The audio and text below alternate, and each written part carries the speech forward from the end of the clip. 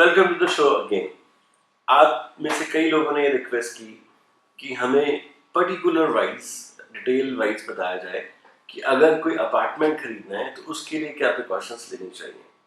तो आप सभी की रिक्वेस्ट पे स्पेशली हम अपार्टमेंट्स के लिए एक आपको टिप्स दे रहे हैं।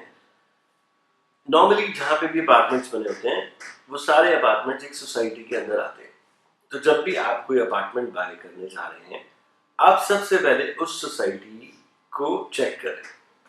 क्या चेक करना है कि वो सोसाइटी की मेंटेनेंस कैसी है, उस सोसाइटी की सिक्योरिटी सर्विसेज कैसी है, उस सोसाइटी की आरडब्ल्यू कैसी है, उस सोसाइटी के ऊपर किसी तरीके का कोई लोन तो नहीं है जो आपके ऊपर लायबिलिटी आती हो और आपको उस लोन को चुकाने के लिए पैसा देना पड़े, या सोसाइटी ने कोई अपनी लैंड उसमें मॉर्गेज की हो या किसी और तरीके का लोन लिया हो जिसका इफेक्ट आपके ऊपर आता हो।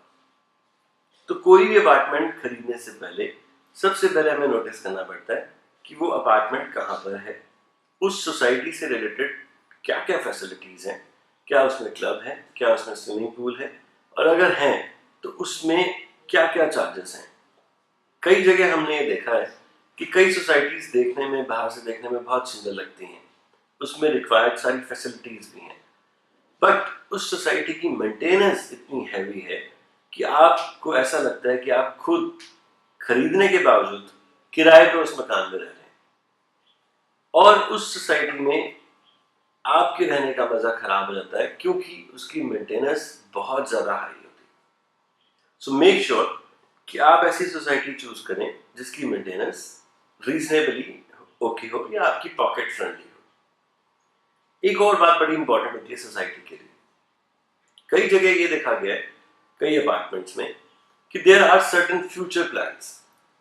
आज आपको कहीं गार्डन दिखाया जा रहा है लेकिन वो किसी फ्यूचर प्लान्स में ऑलरेडी अप्रूव्ड है फॉर स्कूल, फॉर हॉस्पिटल और फॉर एनी कमर्शियल एक्टिविटी।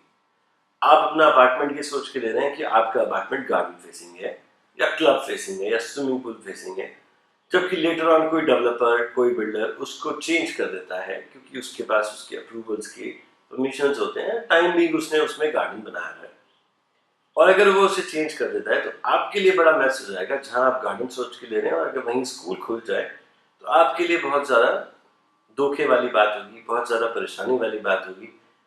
तो ये आप जरूर एश्योर करें कि उसका सोसाइटी का मास्टर प्लान क्या है और उसमें फ्यूचर डेवलपमेंट्स की क्या क्या चीज़ें हैं।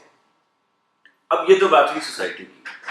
सोसाइटी के बाद हम चलते हैं उस पर्टिकुलर अपार्टमेंट में जो आप लेना चाह रहे हैं।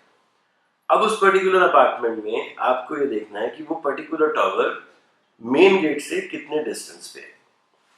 वो आपकी अपनी चॉइस है कि आप मेन गेट के पास चाहते हैं, आप मेन गेट से दूर चाहते हैं, या आप सेंटर में चाहते हैं या मिडिल में चाहते हैं। That's absolutely your choice. What is important is क्या उसकी एंट्री इजी है या कॉम्प्लिकेटेड है। अगर इजी है नो प्रॉब्लम, अगर थोड़ी सी कॉम्प्लिकेशंस है अ लिटिल बिट प्रॉब्लम, क्योंकि आपको या आपसे मिलने वाले आने वाले लोगों को बड़ी परेशानी होगी, उसको फिर घूम फिर के जाना होगा या रास्ते में कोई ऑब्स्टेकल्स होंगे तो बड़ी परेशानी होती है। तो कोशिश ये करें कि आप जो अपार्टमेंट ले रहे हैं उस तक गेट से एंट्री रीजनेबली ओके होनी चाहिए। अब उस अपार्टमेंट के अंदर जब आप जाते हैं, यानी उस टावर के अंदर अगर आप जा रहे हैं, तो आपको वो फील कैसी आ रही है, उस टावर में लगी लिफ्ट्स की क्या पोजीशंस हैं, उस टावर की बनी हुई स्टेयर केसेस की क्या पोजीशन है, उस टावर के बाहर की क्या सिचुएशन है, क्या वो नीट एंड क्लीन है, क्या वो गंदगी से भरा हुआ है, क्या लोगों ने वहां स्पिट किया हुआ है। ये सारी चीजें आपको देखनी बहुत जरूरी है। क्या उसके आसपास कोई कूड़ेदान तो नहीं है। That you must be very clear. अब आप लिफ्ट से जा रहे हैं, आप अपने अपार्टमेंट तक पहुंचते हैं लिफ्ट से निकलकर, तो एक बात का ध्यान रखना बहुत जरूरी है कि आपकी एंट्रेंस कैसी है, whether it's north, whether it's east और north east, preferably north. Normal architecture design में अगर आपके अपार्टमेंट की एंट्रेंस नॉर्थ है तो आपकी बालकनीज जो है वो साउथ फेसिंग होगी, और बालकनीज का साउथ फेसिंग होना बहुत मस्ट है।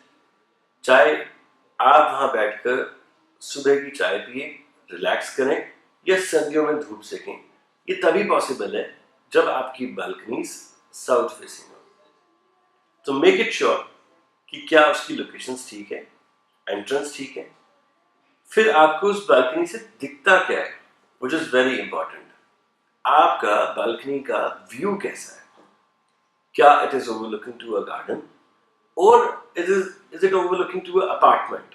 अगर if it is overlooking to an apartment, so you have to check what exactly are the distances between the apartments. क्या सामने वाला अपार्टमेंट इतनी पास है कि आपकी धूप, आपकी हवा, आपकी फ्रेश एयर सब रुक रही है? Then don't buy these kind of apartment. It should be a proper reasonable distance जहां आप अपनी धूप का मजा ले सकें, जहां आपको फ्रेश एयर आए और आपके अपार्टमेंट में कोई भी ताक झांक ना करे।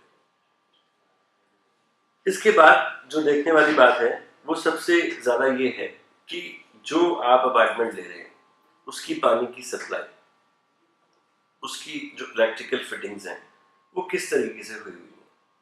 Is it reasonably okay? Then go ahead with the apartment. Best of luck from our side. Thank you.